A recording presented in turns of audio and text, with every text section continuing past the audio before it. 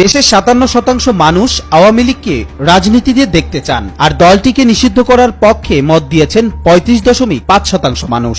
Voice of আমেরিকার এক জরিপে এই তথ্য উঠে এসেছে। এতে দেখা যায় ৪.৯% মানুষ এ বিষয়ে অনিশ্চিত মতামত দিয়েছেন এবং ২.৬% প্রশ্নের উত্তর দিতে রাজি হননি। জরিপের ফলাফলে দেখা যায় ১৮ থেকে ৩৪ বছর বয়সী তরুণদের মধ্যে ৩৯.৯% আওয়ামী লীগ নিষিদ্ধের পক্ষে মত দিয়েছেন। ৩৫ বা তার বেশি বয়সীদের মধ্যে এ হার ৩০.৮%। জরিপে অংশগ্রহণকারীদের মধ্যে যারা দলটিকে নিষিদ্ধ করার পক্ষে তাদের ৫৪.১% চান এটি স্থায়ীভাবে নিষিদ্ধ করা হোক, ১৫.২% চান ১০ বছরের বেশি সময়ের জন্য নিষেধাজ্ঞা, ৮.৯% ৫ থেকে ১০ বছরের জন্য এবং ১১.২% চান ১ থেকে ৫ বছরের জন্য নিষিদ্ধ করতে। আওয়ামী লীগ নেতাদের রাজনীতি থেকে নিষিদ্ধ করার পক্ষে মত দিয়েছেন ৪৬.৮% মানুষ। অপরদিকে ৪৫.৮% চান নেতারা রাজনীতি করে যেতে পারেন।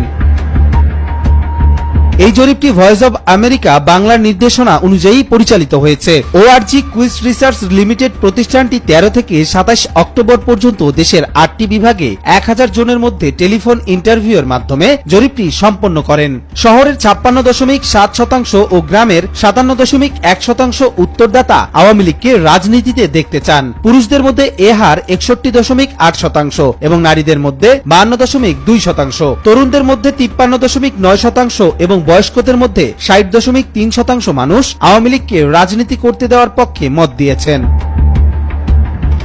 গত ৫ আগস্ট ছাত্র ও জনতার নেতৃত্বে গণ অভ্যুত্থানে আওয়ামী লীগ সরকারের পতন ঘটে। ৮ আগস্ট ডক্টর মোহাম্মদ ইউনূসের নেতৃত্বে অন্তর্বর্তী সরকার গঠিত হয়। অন্তর্বর্তী সরকারের কার্যক্রম নিয়ে মানুষের মতামত জানতে এই জরিপটি পরিচালিত হয়। জরিপের ফলাফল আওয়ামী লীগ ও তাদের নেতাদের ভবিষ্যৎ রাজনৈতিক অবস্থান নিয়ে জনগণের মিশ্র মনোভাব প্রকাশ করে।